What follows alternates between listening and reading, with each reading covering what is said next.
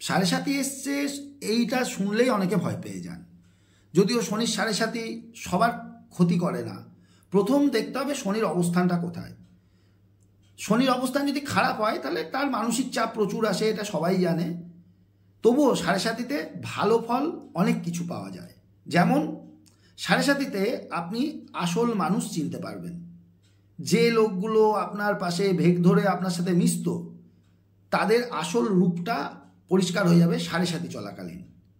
সাড়ে সাতি চলাকালীন আর ভালো কি হবে, আপনি যে সাবজেক্ট বা যে বিষয়টায় আপনি ভালো, সেটা আরও বেশি করে শেখার সুযোগ পেয়ে যাবেন শনির সাড়ে সাতিতে। যাদের শনি খারাপ তারাও পাবেন, ভালো যারা এরকম অনেক লোক আছে অনেক উঁচু জায়গায় উঠে যায় শনির সাড়ে সাতি চলাকালীন।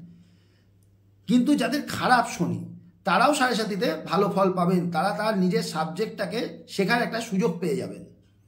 আর সাড়ে সাতি যাওয়ার পর আপনি পৃথিবীটাকে নতুনভাবে দেখবেন, আর আপনাকে কেউ ঠকাতে পারবে না।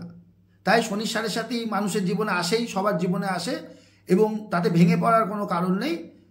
মেঘের পরেই সূর্যের উদয় হয়, এটা আমরা সবাই জানি, আপনারাও জানেন। তাই ভয় পাওয়ার কোনো কারণ নেই। আর আপনাদের কাদের কাদের শনির সাড়ে সাতি চলছে আমাকে কমেন্টে লিখে জানান।